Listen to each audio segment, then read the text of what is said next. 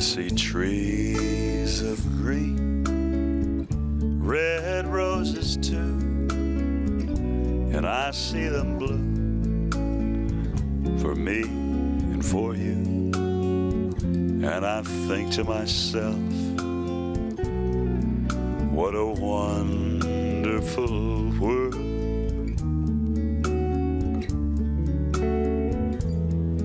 I see skies of blue and clouds of white, the bright blessed day and the ever dark sacred night. And I think to myself, what a wonderful world.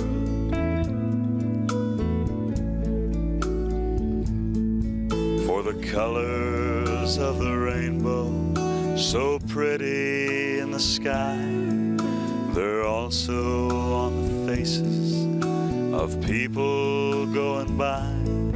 I see friends shaking hands, saying, how do you do?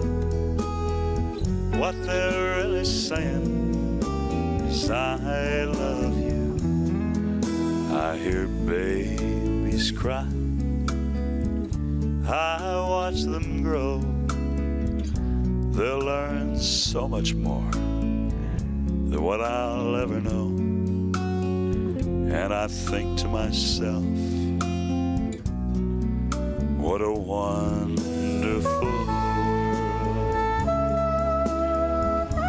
All of creation testifies to the glory of God. What a wonderful world we live in. What a wonderful creation God has given us to embrace and enjoy. It truly makes you want to say, what a wonderful world. Those colors of the rainbow, so pretty in the sky, they're also on the faces of people who go by. I see friends shaking hands, saying, how do you do?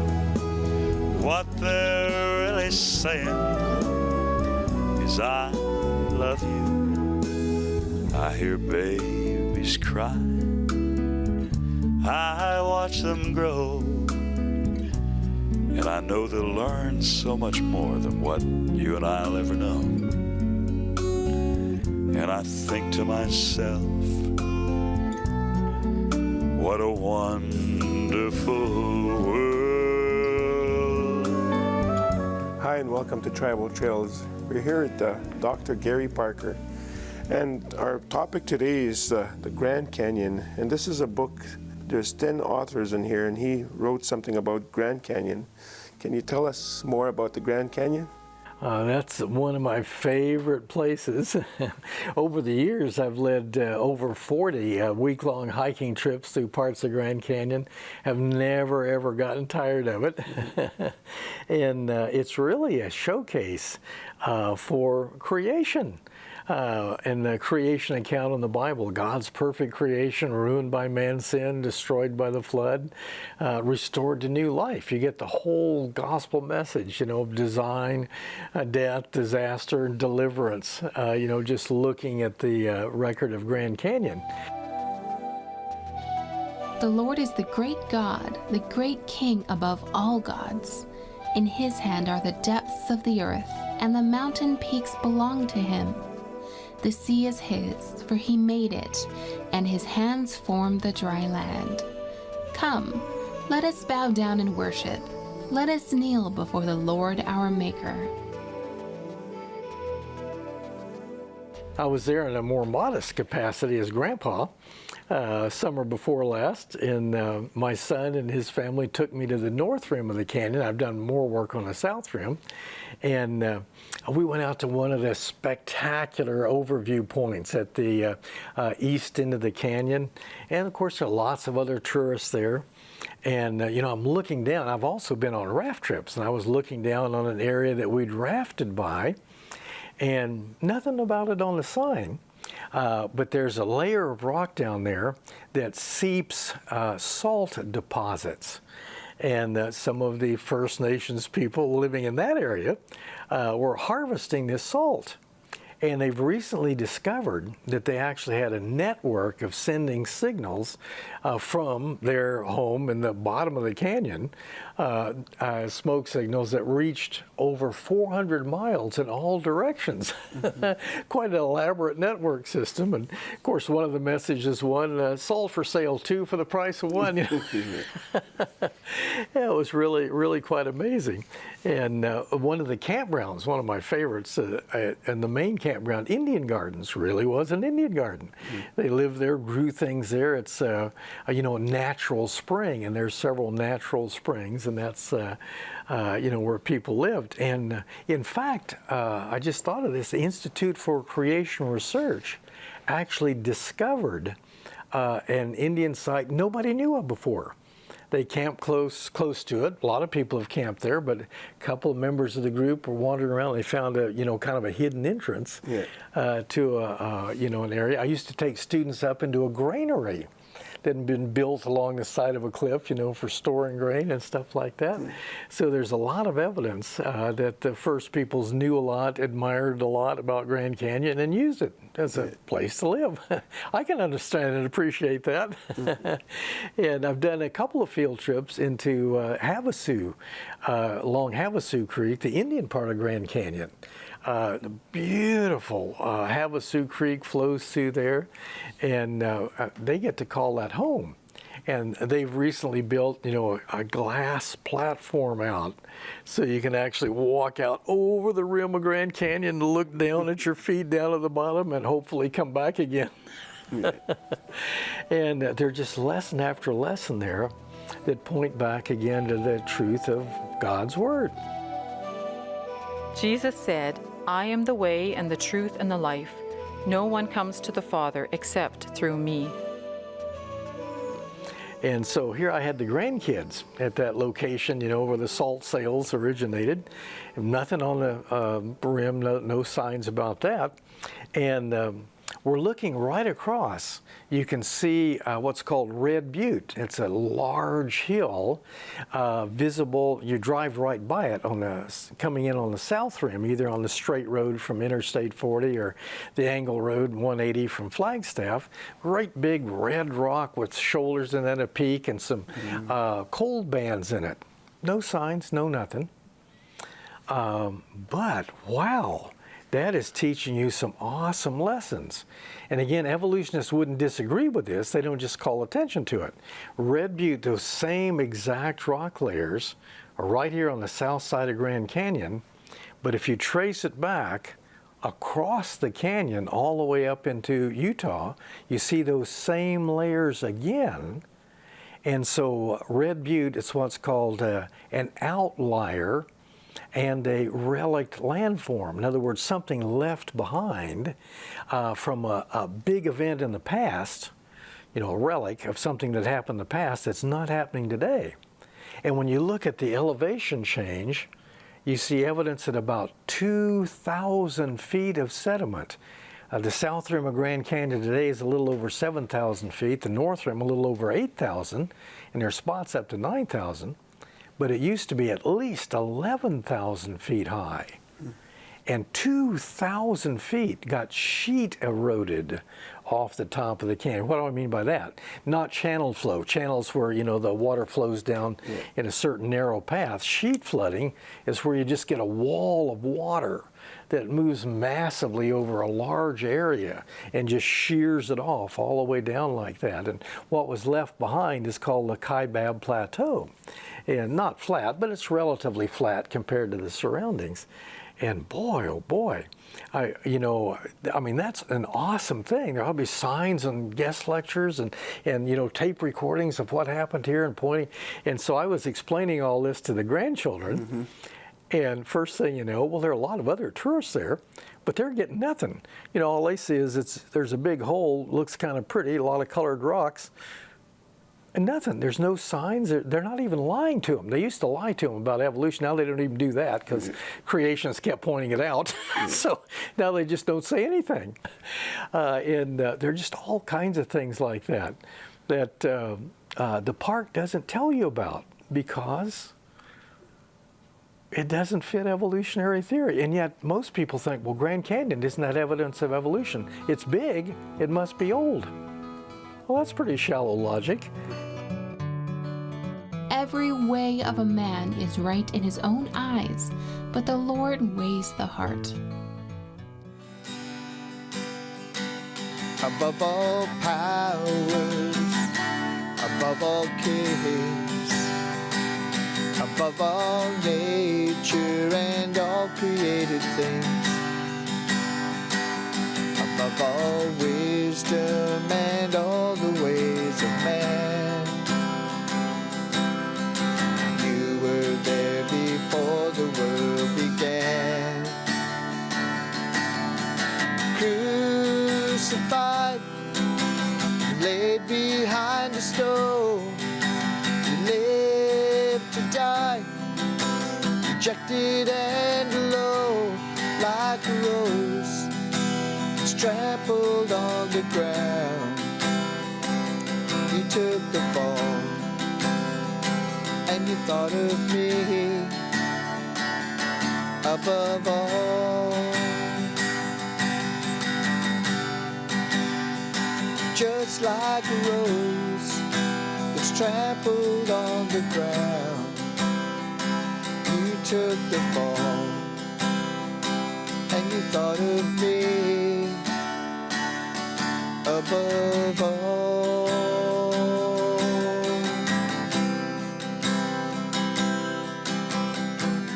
And I've had experience of, doing all these trips, and I took a lot of college students down there, and I could only walk about 50, 100 yards to stop and tell them all this stuff and so on. And so one time I was down there, and you get down to 3 Mile, this is on the Bright Angel Trail, the main, tourist trail that actually has, the only place in the park that has some water on the trail. And at 3 Mile Rest Area, there's a pinnacle that goes up like this and a sheer drop, just about 800 feet straight down, nice lecture point. So I'm talking to my students who are in the shade under bushes around there. Well, I didn't know it, but it was, my voice is being projected in this natural amphitheater all over the canyon, or that part of the canyon. And so I see a ranger coming down the trail, and I'm thinking, oh, I'm in trouble, because I'm pointing out where they've been and all that, how this all fits in flood geology and that.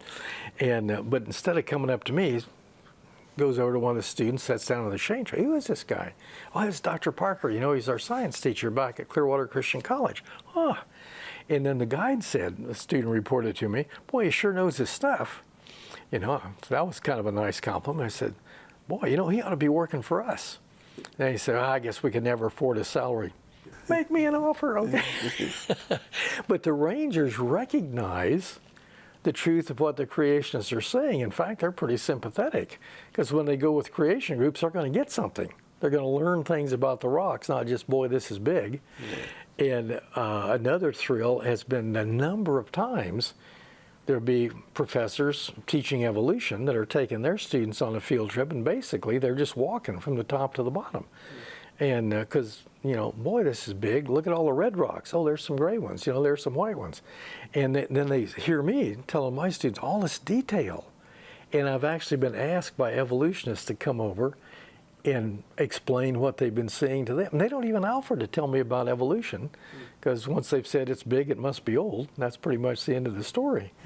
And so it's just, at one point, right there, you can see it at that 3 Mile Rest Area. You look across, and here's this huge cliff of red wall limestone. And it's probably the biggest barrier to hiking out of the canyon, surviving if you get a wreck if you're on a raft going through the river. And below it's a little teeny cliff, the Muav limestone. Well, that sounds kind of boring, one limestone cliff on top of another one. But between those two layers of limestone, there's about 150 million years of missing evolutionary time. A quarter of the time they ascribe to all the fossil-bearing layers from the bottom to the top is gone. Well, for evolution, that's a huge problem. You can't go skipping 150 million years because the fossils on the bottom are supposed to evolve into the fossils in the next layer, evolve into the fossils in the next layer. And so if you pull out something like that, then you're breaking the evolution chain, and evolution's impossible. And they know that. And so they went looking for evidence of erosion. You can have a gap between layers, but if you've got, wavy lines like this and gravel and creek beds, you can say, well, yeah, there was some rock in between, but obviously erosion occurred and erased this other rock. And if they'd found that, then you couldn't use that as a problem. But they didn't find it. And they were honest enough to admit they didn't find it. If you see two rock layers just smoothly on top of one another, the geologic term is conformity. They conform to one another. And it just means this layer was laid down, this went right on top of it, no break in time. If you see all this, angular, up or wavy up and down channeling and stuff like that, that's a disconformity, evidence of erosion. And so something was there that's been erased, but you didn't find that. And of course, if they meet at an angle, that's an angular unconformity, but you didn't find that. It was just two flat layers.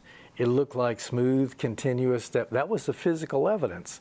If you were just looking at the facts, you'd have to say the 150, quote, million years were just mythical years. They weren't real at all. There was no loss of time at all between those two layers. But evolutionists can't quite say that. And so they coined a word. And by the way, this is to their credit. Usually they just, ignore it. But this time they coined a word, paraconformity. Well, conformity, smooth deposition, no missing time. Paraconformity is physically smooth deposition, but evolution's missing, and so you assume something happened. And so they label it paraconformity, and plan to work on it later. Well, I first heard about those reading the book by Henry Morris and John Whitcomb. John's been at these conferences before, and about paraconformity and evidence that evolution is wrong. That's when I was an evolutionist. And I thought, who are these guys? There's no such word as that. They just make that up. They're just making stuff up. Years later, I'm in a doctoral program in geology, and the geology prof is talking about conformities, angular unconformities, disconformities, and he said, then there's paraconformities. And I perked up, that's a real word? There really are And he said, these things are a real mystery. There's great big breaks in the evolutionary chain with no evidence of erosion to erase all this supposed time. We had a field trip to discover 25 million missing years in a quarry in southern Indiana. And he said, how can that be? How can land just lie there, neither depositing nor eroding, adding or subtracting anything, and then pick up like nothing happened at all? And he wrote that term on the board, and we had a test on that. And he said, paraconformity, says, tell me what it is, give an example and why they're important. Well, I did that. And I thought, so far I'd been a straight A student. I thought, yeah, maybe I can risk it this time. And so I said, I think I can explain this.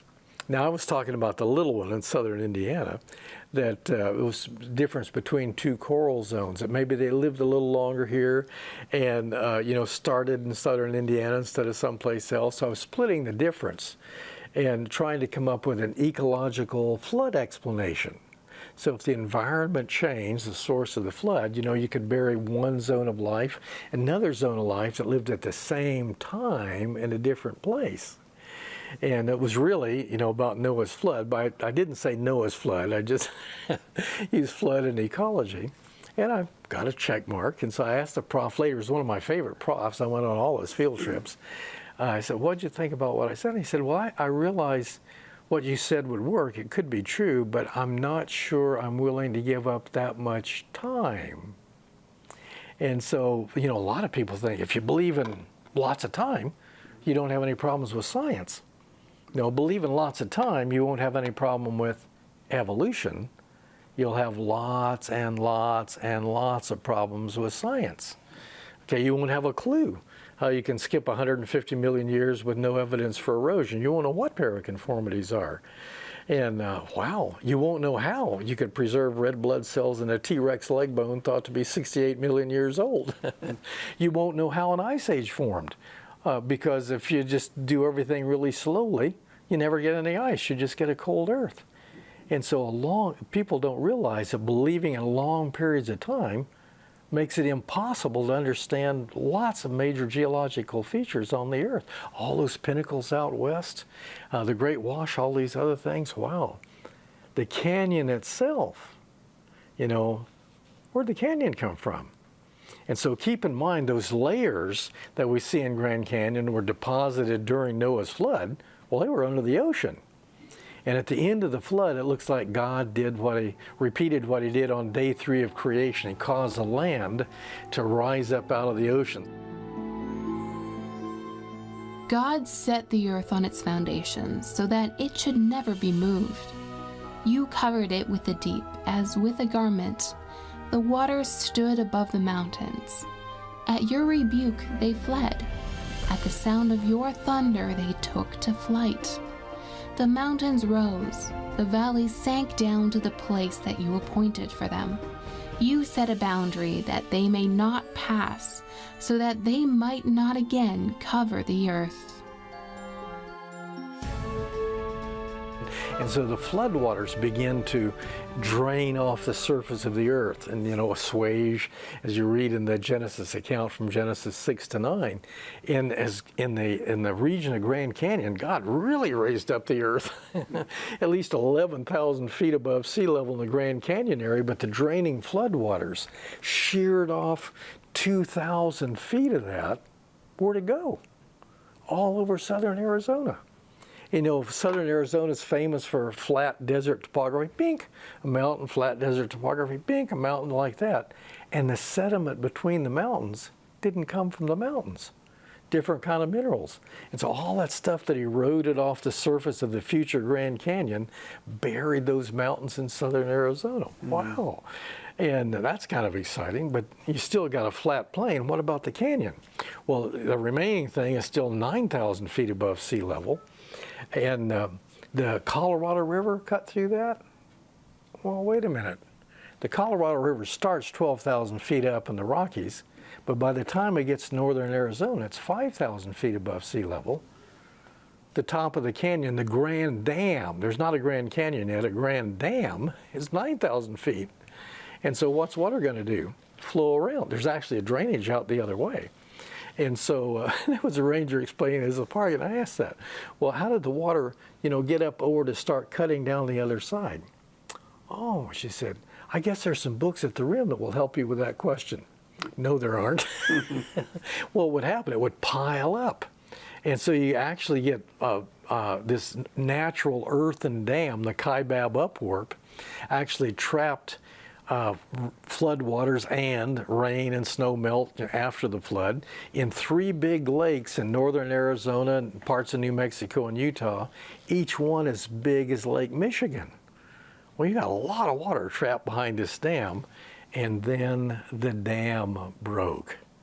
Doesn't take much, and by the way, it's a steep drop on the other side. I'm driving from Flagstaff area around Grand Canyon down to Phoenix, a 6,000 foot drop. And so here you have the water begins to come over, and when water starts flowing downhill at a rapid speed, it cavitates, it forms vapor bubbles that act like hand grenades that just shatter rock. And so that's what you got. As this thing began to come, it would rapidly carve and entrench this zigzag pattern, you know, of Grand Canyon.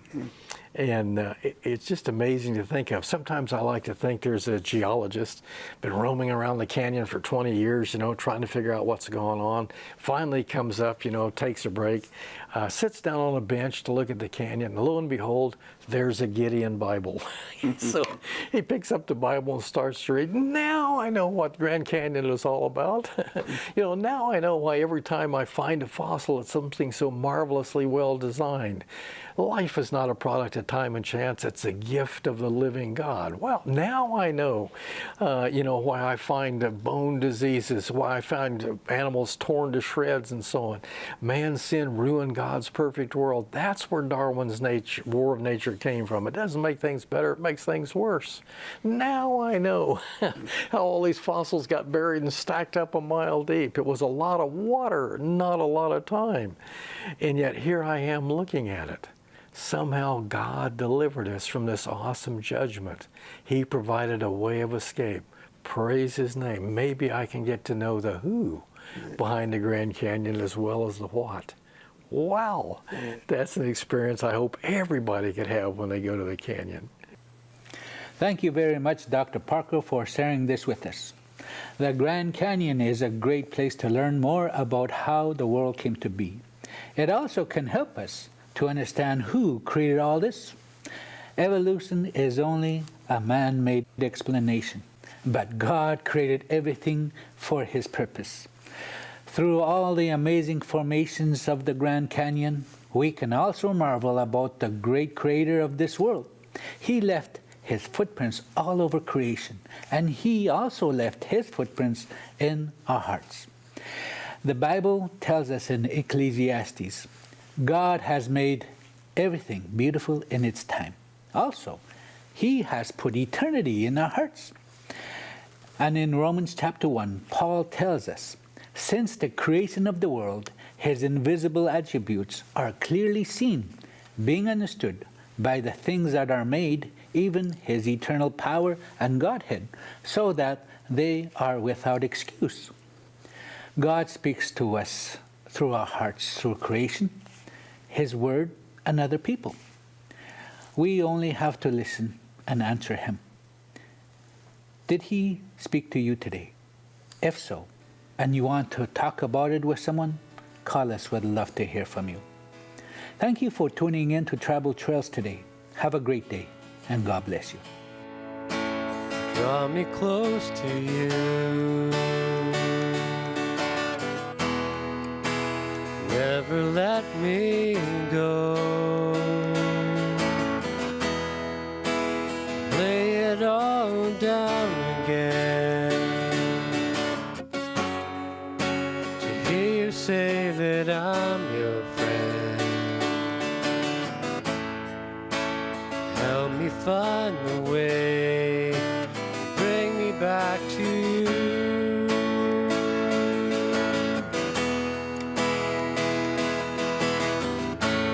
You're all I want. You're all I've ever needed.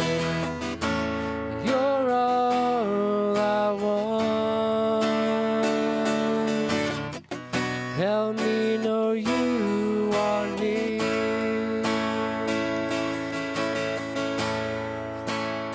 You are my desire. No one else will do. 'Cause no one else could take your place.